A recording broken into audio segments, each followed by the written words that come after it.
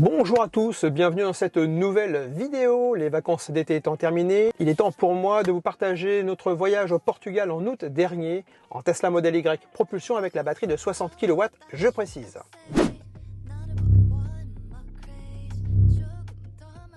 J'ai fait le choix de faire deux vidéos pour ce road trip. La première vidéo concerne uniquement le trajet aller Rouen-Quarteira au Portugal, soit 2000 km au total.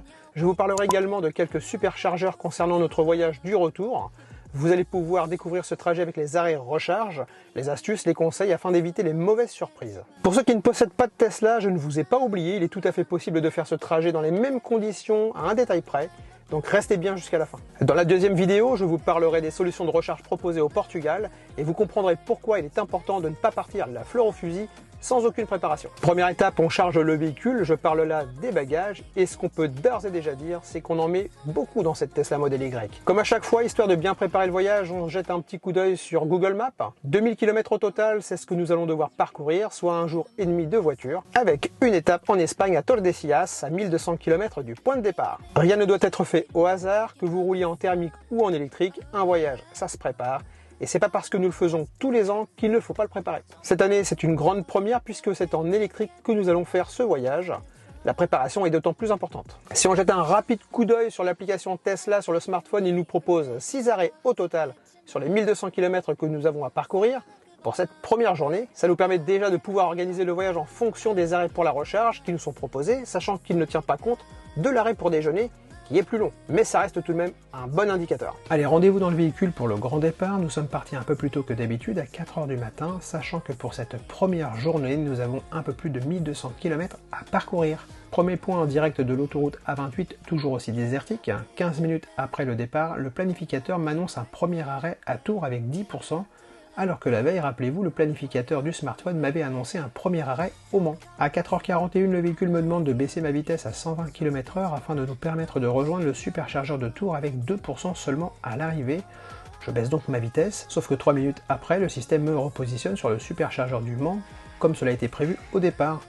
Du coup, je me remets à 130. Le planificateur m'annonce une arrivée à 6 h du matin avec 33% de batterie.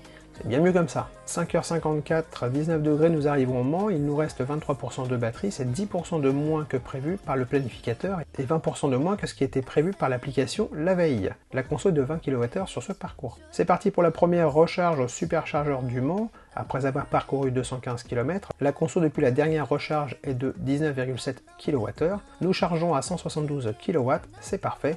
Allez, en attendant, on se fait un petit tour d'horizon, nous sommes bien seuls et en présence de 28 Stell, DV3 et DV4 un peu plus loin sur le parking d'à côté.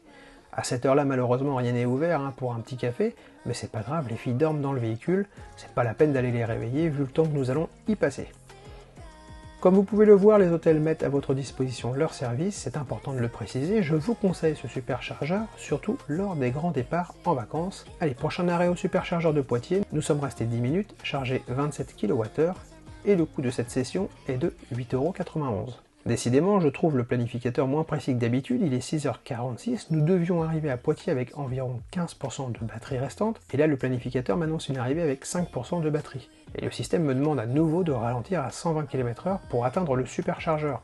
La conso quant à elle est de 18,1 kWh. Un point à 7 h 20, il fait 20 degrés, nous sommes sur l'autoroute A10. L'autonomie à l'arrivée est passée de 7% au lieu de 5%, du fait d'avoir baissé la vitesse, et la conso avec, puisque nous sommes à 16,5 kWh. Il est clair que rouler à 120 km/h, les différences de conso sont assez importantes. Pour finir, nous arrivons au superchargeur de Poitiers à 8 h avec 9% de batterie, nous avons parcouru 195 km. La conso depuis la dernière recharge est de 16,2 kWh. Nous rechargeons à 146 kW, c'est normal car nous sommes en présence de chargeur V2. Un petit tour d'horizon de ce superchargeur, DV2, donc 150 kW maxi, placé sur le parking du Novotel de Chasseneuil du Poitou, proche du Futuroscope au nord de Poitiers. Tiens, une BM qui prend 2 places pour recharger, c'est sympa. Les filles ne voulaient pas descendre, sinon il est tout à fait possible d'aller boire un café ou d'aller aux toilettes dans cet hôtel.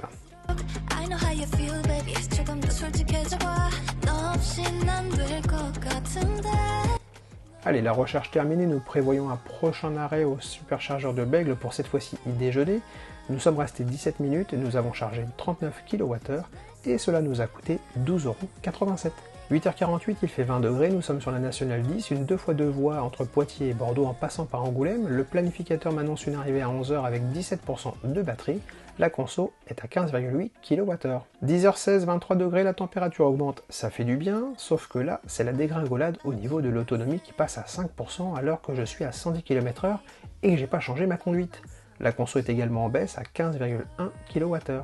C'est assez surprenant ce manque de précision du planificateur, c'est à n'y rien comprendre, je n'avais pas eu ça lors de notre dernier road trip Rouen-Alès. Je ne sais pas à quoi c'est dû, peut-être une mise à jour. Si vous avez une idée, ça m'intéresse, dites-le moi en commentaire. Nous sommes à 19 km du superchargeur de Bègles, il est 10h38, il fait enfin 25 degrés, ça fait plaisir. Nous arriverons avec 6% d'autonomie et une fois arrivés au superchargeur, nous aurons parcouru 240 km au total et une conso à 14,7 kWh. Nous arrivons au superchargeur de Bègles, il est 11h, j'ai oublié de filmer l'écran du véhicule, vous aurez donc le droit à l'écran du smartphone à la place. Allez, on se fait un petit tour d'horizon de ce superchargeur que j'affectionne tout particulièrement. Non seulement nous avons pu pique-niquer, mais en plus nous avons pu également aller au centre commercial pour rejoindre les sanitaires. Nous sommes là en présence de V3 et V4, au nombre de 28 au total. Tiens, ça c'est intéressant. Nous avons pris le temps, 1 heure pour déjeuner, du coup le véhicule est à 100%. La recharge a duré 43 minutes au total, jusqu'à 100%. Nous avons pris 59 kWh, soit la contenance quasi totale de la batterie, et cela nous a coûté 18,88 €. Nous avons là l'exemple parfait de la déperdition d'énergie au cours du processus de recharge appelé effet de Joule. Un petit point avant de partir, le planificateur prévoit une arrivée au superchargeur de Hernani en Espagne à 14h49 avec 27% de batterie. Ça devrait normalement laisser un peu de marge. Il est 13h30, il fait 27 degrés, nous avons parcouru 103 km, il nous reste 142. La conso est de 16,7 kWh et le planificateur prévoit une arrivée à 29%. C'est 2% de plus. Que se passe-t-il? Le planificateur est-il revenu à la raison? Il est 14h33, il fait 25 degrés, la température est un peu descendue, nous sommes à 16 km d'Hernani. Nous devrions arriver avec 24% de batterie, la conso est à 17,2 kWh. Nous arrivons au superchargeur de Hernani en Espagne, nous avons parcouru 245 km depuis la dernière session de recharge, et la conso est de 16,9 kWh. Ça charge bien, hein, pas étonnant, puisque nous sommes en présence de V4, au nombre de 8.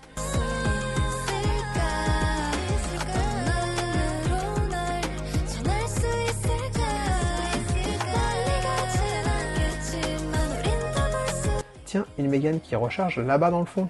Nous sommes restés 21 minutes, nous avons chargé 39 kWh et cela nous a coûté 15,21 €. Le planificateur nous prévoit un dernier arrêt à Burgos avant d'arriver à notre étape, mais pour des raisons stratégiques, j'ai préféré anticiper l'arrêt et prévoir de nous arrêter au superchargeur de Rivabellosa, qui possède plus de bornes et en V3, plutôt que de nous arrêter à Burgos avec un superchargeur souvent congestionné et qui ne possède que 6 bornes en 150 kW. Il est 16h25, il fait 22 degrés, nous avons parcouru 122 km depuis la recharge, il nous reste 8 km 6 à parcourir avant d'arriver au superchargeur de Rivabellosa. Niveau conso, nous sommes à 17 kWh.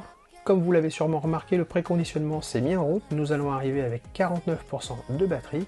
C'est vraiment un petit complément pour pouvoir finir le trajet de cette première journée. Nous arrivons au superchargeur de Rivabellosa, c'est nuageux, nous sommes peu nombreux à charger, c'est très bien, il y a 12 bornes en V3.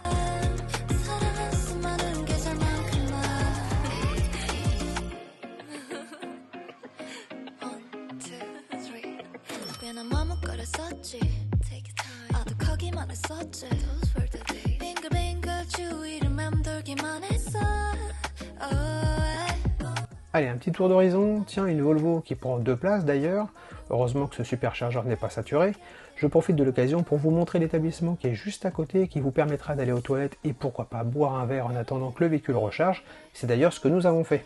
Nous sommes restés 16 minutes au total, chargés 29 kWh. Cela nous met à 94% de batterie et cela nous a coûté 10,15 €. Le planificateur prévoit une arrivée à Tordesillas avec 43% de batterie. Il y a 230 km à parcourir. On se fait un petit point rapide, il est 18h22, il fait très chaud, 29 degrés. Niveau conso, nous sommes à 16,2 kWh. Je me suis mis à 130 histoire de rouler un peu plus vite, sans trop exagérer quand même. Le planificateur prévoit cette fois-ci une arrivée avec 30% d'autonomie. Nous sommes arrivés à l'hôtel à 19h05 après avoir parcouru 1200 km et 13 heures de route, pause incluse. Le temps de décharger le véhicule, ensuite je suis allé au superchargeur qui est juste sur le parking de l'hôtel afin de pouvoir recharger le véhicule pour le lendemain. Cette recharge est donc masquée. J'ai fait le choix de me brancher sur un V2, rien de presse, on dort sur place. Si on fait un rapide tour d'horizon, nous avons là des V2 et des V4 à notre disposition. Sachant que nous dormions sur place, je n'allais pas utiliser un V4, autant le laisser à dispo pour les gens de passage. Je suis resté branché 43 minutes pour 49 kWh de recharge et cela nous a coûté 19,60 €. Il nous reste environ 800 km à parcourir. Le planificateur prévoit 3 arrêts au total. Le premier devra se faire à Salamanca car il n'y a aucun superchargeur avant Mérida. Donc un petit complément superchargeur de Salamanca s'impose pour pouvoir effectuer les 272 km entre Salamanca et Mérida. Allez, c'est parti pour la dernière ligne droite. Il est 6h43 du matin, il fait 18 degrés, nous sommes chargés à 97%. J'ai perdu 3% dans la nuit car j'ai laissé le mode sentinelle en route et comme c'est un lieu de passage, il s'est souvent activé. Cela n'a aucune incidence, hein, bien entendu. Nous avons 106 km à parcourir jusqu'au superchargeur de Salamanca pour ce petit complément. Il est 7h31, il fait 16 degrés, nous venons de parcourir 76 km, il nous reste 30 km à faire pour atteindre le superchargeur de Salamanca. La conso est de 18,6 kWh.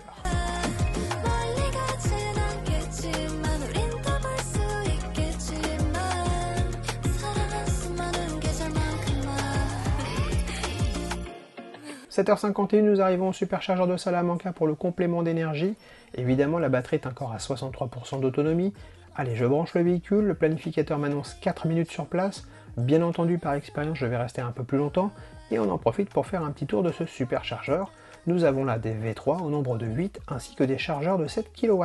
Ce superchargeur se trouve derrière le Leclerc, vous pouvez donc y aller si besoin.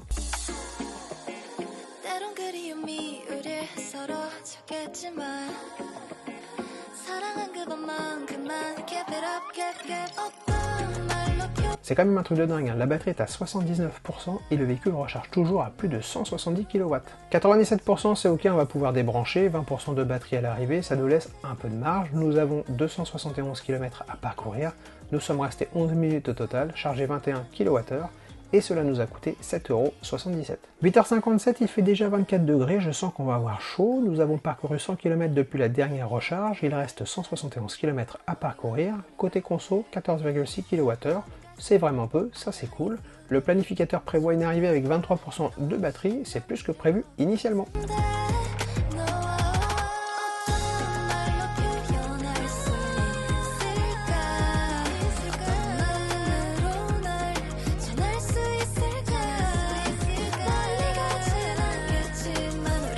« 9h53, il fait 27 degrés, il nous reste 61 km à parcourir pour atteindre le superchargeur de Mérida. 210 km ont déjà été parcourus, la conso est de 15,7 kWh, il nous reste 38% de batterie. Ça roule très bien.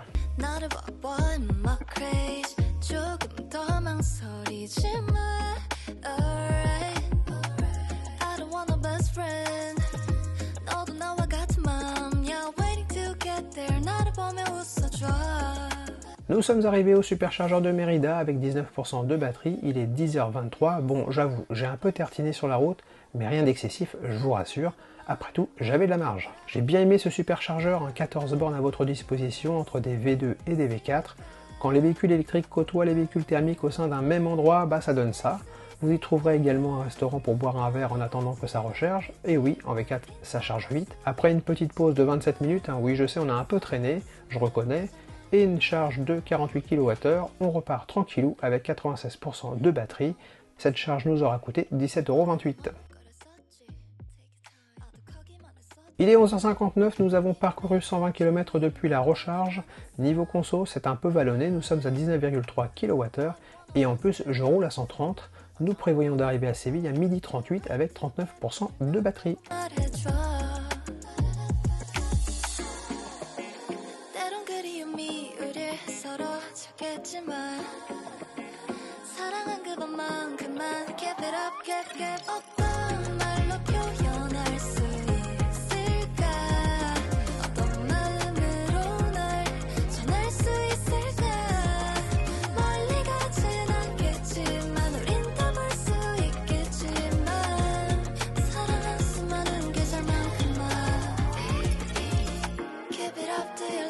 Nous approchons de Séville, il est 12h20, les filles ont faim, il est temps qu'on arrive. Niveau conso, ça s'est un peu détendu avec 17,6 kWh, il fait 34 degrés, il fait vraiment très chaud, nous avons une prévision d'arrivée avec 38% de batterie. 12h35, nous arrivons à Séville, le superchargeur se trouve au sous-sol du centre commercial, c'est parfait vu la chaleur qu'il fait. Nous profitons donc pour aller déjeuner dans un des nombreux restaurants du centre commercial. Le problème, si on peut appeler ça un problème, c'est qu'il a fallu que je quitte la table pour venir déplacer le véhicule une fois celui-ci chargé à 100% au bout de 27 minutes. et 38 kWh de remis dans la batterie. Une charge à 13,30 €. Une fois le véhicule déplacé, je suis parti rejoindre ma famille pour finir de déjeuner. Nous reprenons la route, il est 13h38, dernière ligne droite de ce voyage. Nous sommes chargés à bloc, le planificateur prévoit une arrivée avec 31% de batterie. Il fait 33 degrés, nous venons de sortir du parking en sous-sol. La température devrait encore grimper. 14h45, 38 degrés, ça chauffe très fort, nous arrivons dans 1h20 et 142 km. Niveau conso, nous sommes à 17,6 kWh. Nous devrions arriver avec 37% de batterie.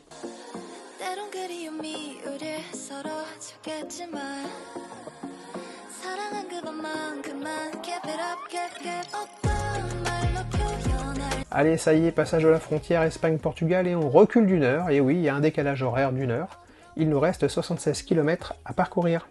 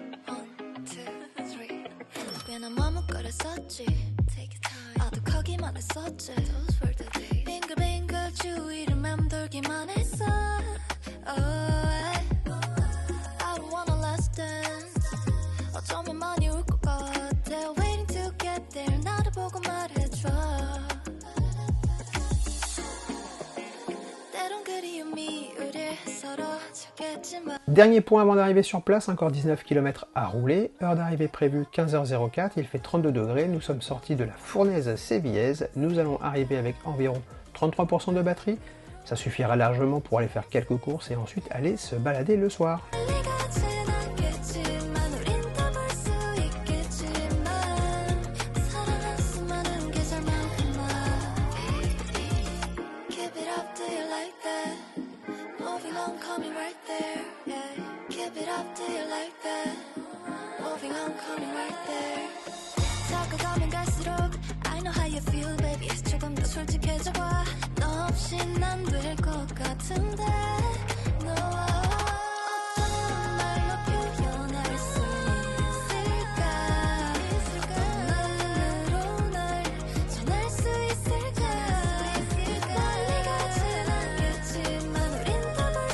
Ça y est, bien arrivé à Quartera, je vous mets à l'écran le bilan de parcours. J'ai oublié de prendre la photo une fois arrivé sur place, je l'ai prise plus tard dans la soirée quand je me suis souvenu.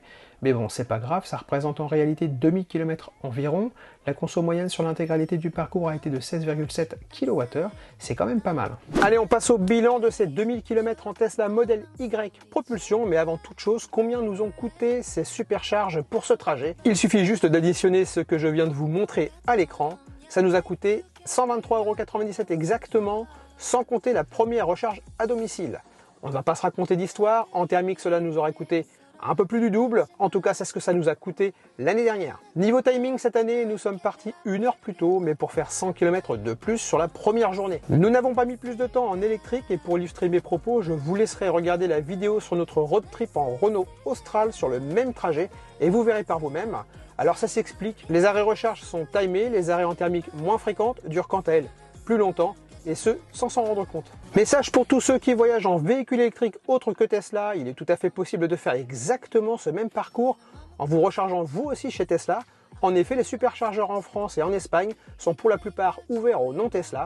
Attention tout de même à une chose, vous avez vu dans la vidéo les véhicules qui prenaient 2 places pour pouvoir se recharger car leur trappe de recharge est à l'opposé de celle des Tesla. C'est exactement l'exemple à ne pas suivre, surtout s'il y a 8 ou 10 stèles. Il faut à minima se mettre aux extrémités pour ne pas devoir justement prendre 2 places. C'est moins grave sur les superchargeurs équipés de 25 stèles. Attention, au Portugal, c'est une autre histoire, les superchargeurs Tesla ne sont pas ouverts aux non-Tesla. Et la raison est simple, le réseau de superchargeurs Tesla au Portugal est moins dense. Mais n'ayez crainte, je vous explique tout ça dans une vidéo dédiée à la recharge au Portugal. D'ailleurs, abonnez-vous pour ne pas la louper. Avant de passer à la conclusion, je vais vous partager quelques vidéos des superchargeurs Tesla que nous avons utilisés sur la route du retour. Bien entendu, ils sont différents de ceux de l'aller. À commencer par celui de Guarda au nord du Portugal qui se situe dans le parking d'un hôtel dans lequel vous pouvez utiliser les toilettes et également boire un café. Ce sont des V2, donc 150 kW divisés en deux si vous êtes deux véhicules à charger. Nous sommes restés 25 minutes au total, nous avons récupéré 48 kWh et cela nous a coûté 13,92 €. Un autre superchargeur que je trouve plutôt pas mal et bien situé, c'est celui de Saint-Pierre-d'Irube, au sud de Bayonne, DV4, sur le parking d'un grand centre commercial, très pratique, bien entendu ça charge très vite.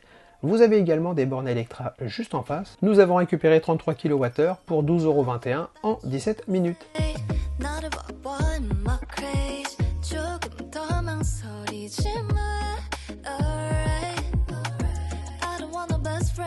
Le dernier superchargeur, c'est celui de Poitiers Sud. Nous avions fait celui de Poitiers Nord à l'aller. Il est très spacieux, pas trop loin des commodités, sur un parking proche du centre commercial, et ce sont des V3. Il y a beaucoup de stèles, ça permet de désengorger le superchargeur de Poitiers Nord. Nous avons déjeuné sur place pendant 30 minutes. En revanche, le véhicule, lui, a chargé pendant 20 minutes jusqu'à 100%, et cela nous a coûté 13,44 €. Voilà pour les superchargeurs du retour. Les autres, vous les avez déjà vus à l'aller. Bilan du voyage complet. Un peu plus de 5300 km effectués sur l'ensemble du séjour, une conso moyenne de 16,9 kWh. On va passer à la conclusion de cette vidéo. Heureusement que le véhicule recharge vite, car dans certains superchargeurs, c'est assez désertique, il n'y a parfois rien autour, ni toilette, ni de quoi boire un verre. Il est donc préférable de regarder avant sur l'application et si possible, de choisir les superchargeurs ou s'arrêter, comme je l'ai fait en Espagne par exemple, en évitant volontairement celui de Burgos pour d'autres raisons. Petite déception concernant le manque de précision du planificateur, surtout au début du voyage. Je l'ai trouvé particulièrement imprécis au niveau de la gestion de l'autonomie de la batterie. En effet, à la suite des deux premières recharges, il a fallu que je réduise ma vitesse pour atteindre le superchargeur suivant, et pourtant j'ai respecté le temps de recharge. J'ai débranché lorsque le planificateur me le demandait. Alors comment j'ai réglé le problème? Tout simplement en restant 5 minutes de plus au superchargeur, et ce, malgré la consigne de recharge suffisante pour poursuivre le voyage. Sinon, je n'ai jamais rencontré de bouchon au superchargeur, comme vous avez pu le voir. C'était ma crainte, nous étions un vendredi jour de grand départ classé rouge. Je m'y étais tout de même préparé. Le toit en verre l'hiver, c'est magnifique, mais l'été, au secours. Heureusement qu'il existe de quoi pouvoir l'occulter. Les freinages fantômes, il y a du mieux, mais il y en a encore, et qu'est-ce que c'est chiant. Surtout pour ceux qui sont derrière, c'est souvent arrivé lorsque je doublais soit une voiture ou un camion. Les suspensions sont un peu raides, mais ça s'explique en effet, le choix s'est porté pour une meilleure stabilité sur la route au détriment du confort, mais ça reste correct. Le gabarit du véhicule, tant décrié, n'a jamais été un problème, et pourtant nous avons traversé des petits villages dans des toutes petites ruelles minuscules, et ça l'a fait.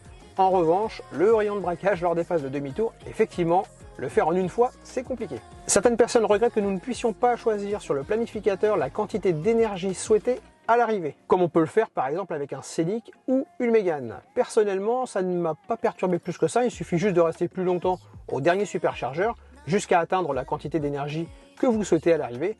En tout cas, c'est comme ça que moi j'ai fonctionné, et du fait que le véhicule recharge très vite, c'est beaucoup moins dérangeant. N'hésitez pas à me partager votre expérience des grands voyages en véhicule électrique dans les commentaires, je me ferai un plaisir de les lire. Comme évoqué tout à l'heure, une deuxième vidéo en lien avec celle-ci va arriver. Elle concerne l'infrastructure de recharge pour les véhicules électriques au Portugal, et il y a pas mal de choses à dire, alors restez connectés. Cette vidéo touche à sa fin, j'espère qu'elle vous a plu. Mettez un pouce en l'air si c'est le cas, abonnez-vous si ce n'est pas déjà fait, et moi je vous dis à la prochaine, portez-vous bien.